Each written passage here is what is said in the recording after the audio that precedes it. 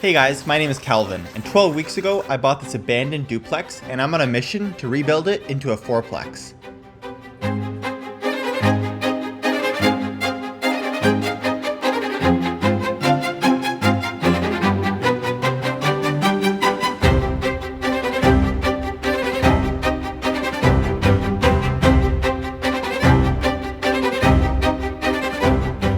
In last week's episode, I finished up some framing, started to get delivery of some bathtubs, and started on the electric.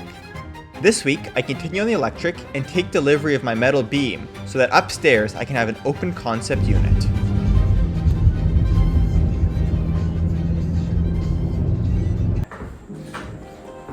Good morning.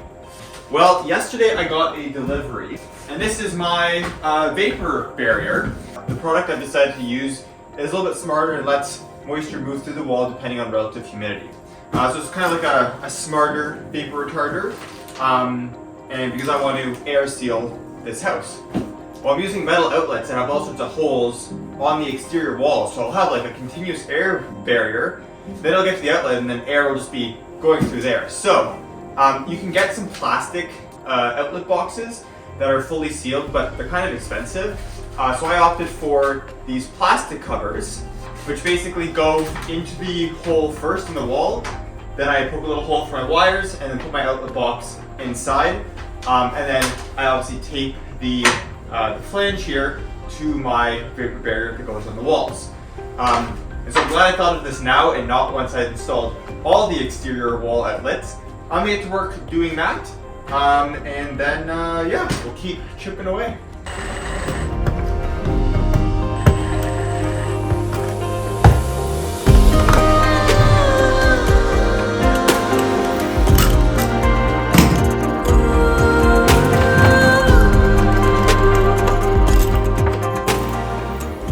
Try to make the hole as small as possible.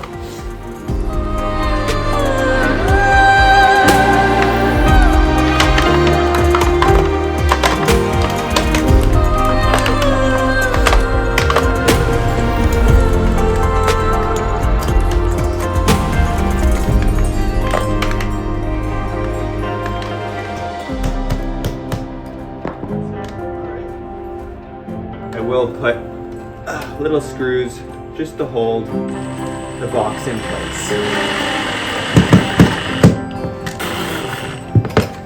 There we go. That is not going anywhere.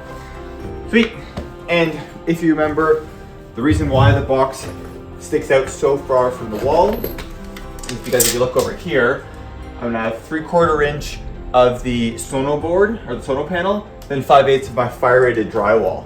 So that will bring me to like 1 3/8. So I have these basically just a little bit past 1 1/4.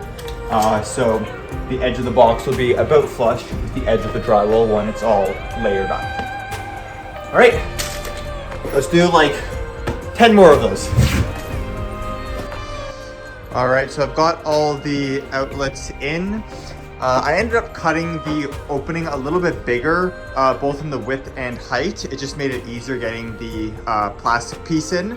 And then I've also secured both the top and bottom with 2 screws. I just found that really holds the outlets in there and they're nice and solid. So all the outlets that I put in on the exterior walls, I put the plastic in. All right, so we're upstairs here and I like to get the tubs in.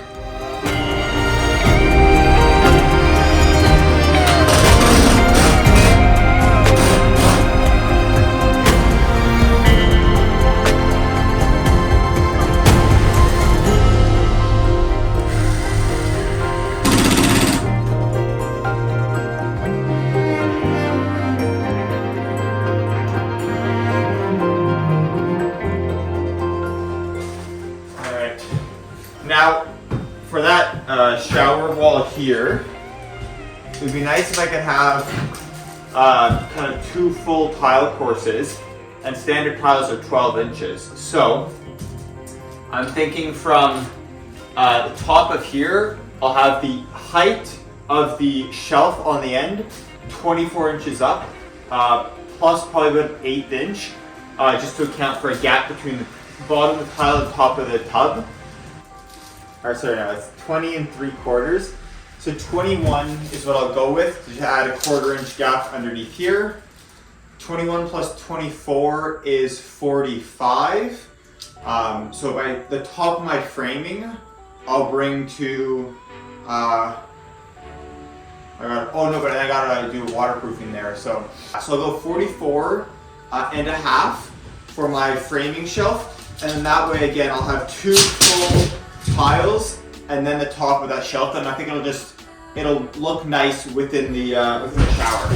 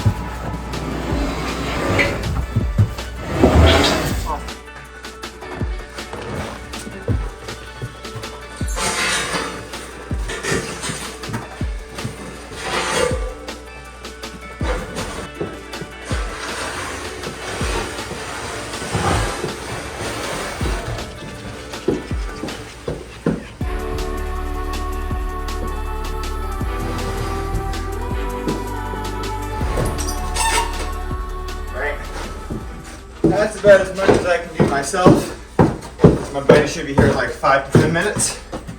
Cavalry has arrived. Ready? Yep. 1, 2, 3.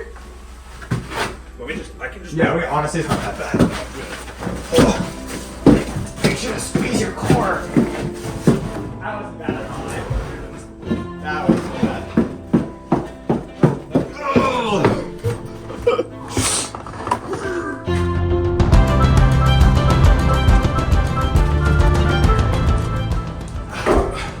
Nice. All right, so now that the beam is up here, I've got to frame up a temporary wall. So I've put a bottom plate, double top, and I'm just going to build a 2x4 wall right beside, which is close enough to where the load-bearing wall is below that I'm still catching both ceiling joists. So I'll build this up quickly, and then we can start disassembling this beam up here.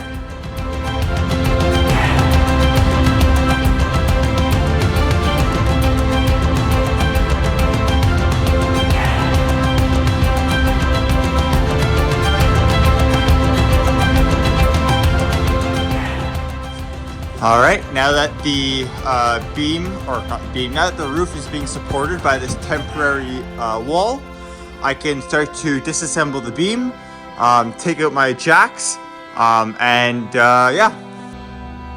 I don't know if you can see, but today's very cold. All right, so I'm working my way across. I had these bolts basically toe-nailed up through these sections, and I'm having to chisel away a little bit because I sunk them so deep my bit on my drill wouldn't fit over them. So I'm just chiseling away a little bit around so I can re-grab and pull them out. One more on the other side, and then the beam should be loose. I have this block here so it'll come down, and then I'll slowly take the beam down from there.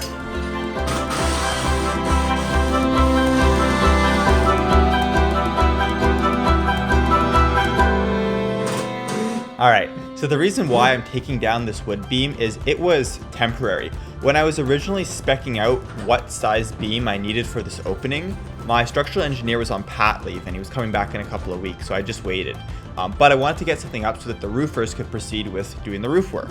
So a couple of weeks ago, he sent me the specs, and so I finally got around to ordering the metal beam from my supplier.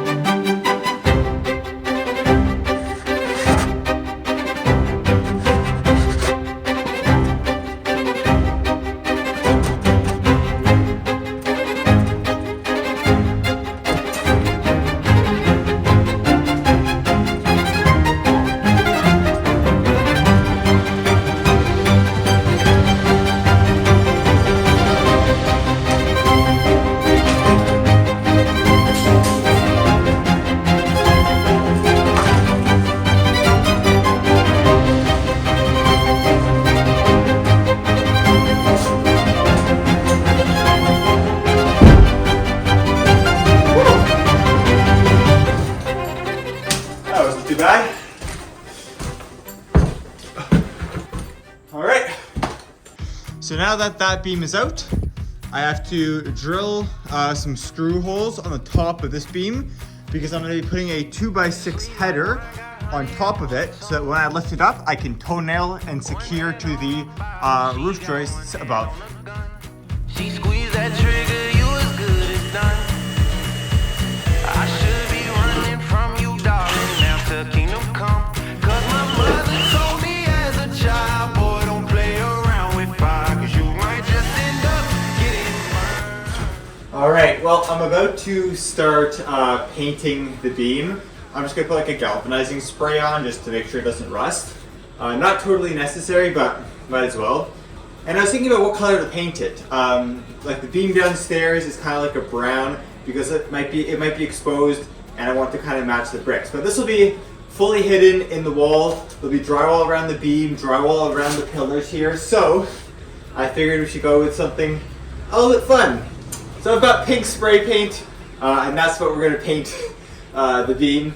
I can already imagine the inspector walking in here and be like, what was this guy thinking? But I think it'll be fun, so I'm gonna get to spraying. Cause my mother told me as a child, boy, don't play around with fire, cause you might just end up getting. That is cold in my face. I know it can never rest, so I always try my best, but there's some lessons hard for me to learn. Like good boys don't play with bad girls. Good boys stay away from them bad girls, them bad girls. The good ones just can't get me high, so I be falling on my lap for one of these bad girls. There we go. First coat done.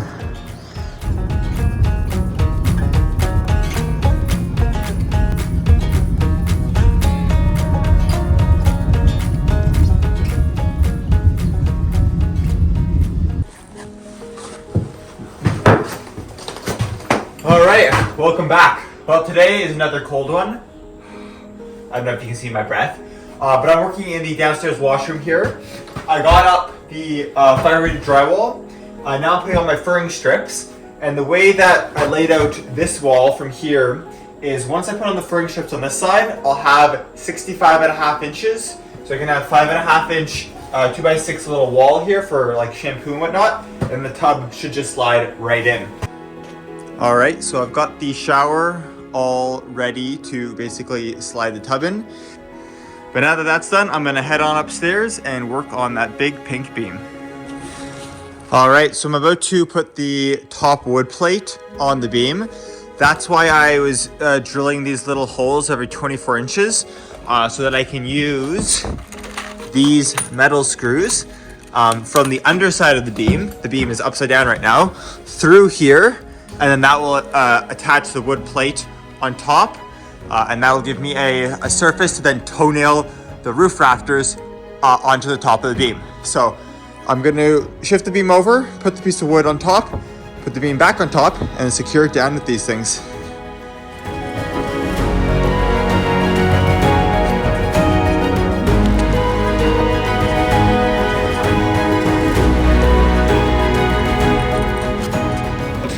All right, so I was just trying to put it in one of the bolts, and as you can see, it's stuck in there and has snapped off. So I've got a slightly larger drill bit here, and I'm just going to make the holes a little bit bigger so I don't have that issue. Just like that. So it should take a couple of seconds and we'll get that all done.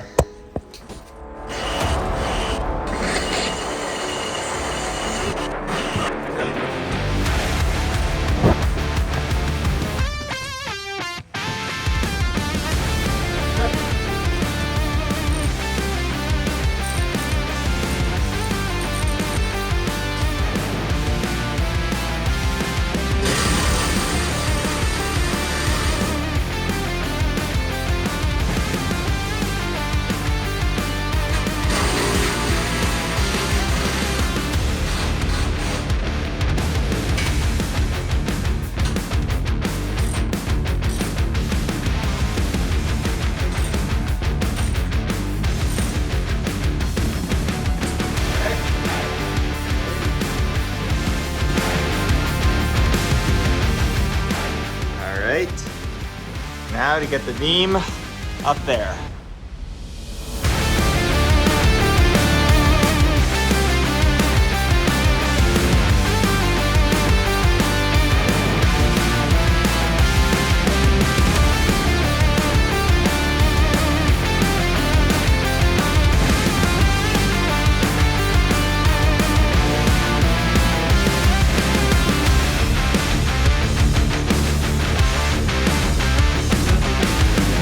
Yeah.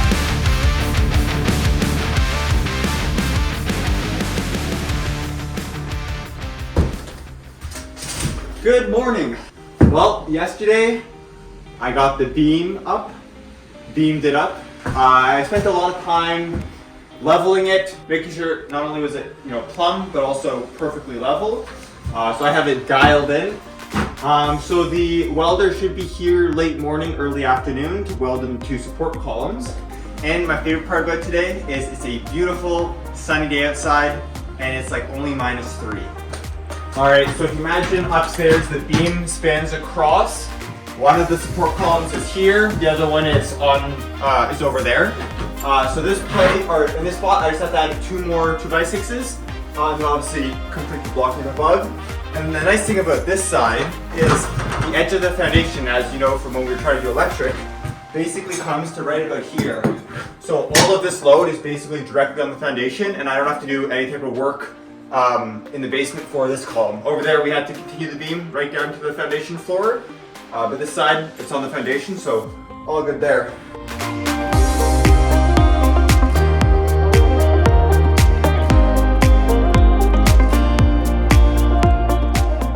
And there we go.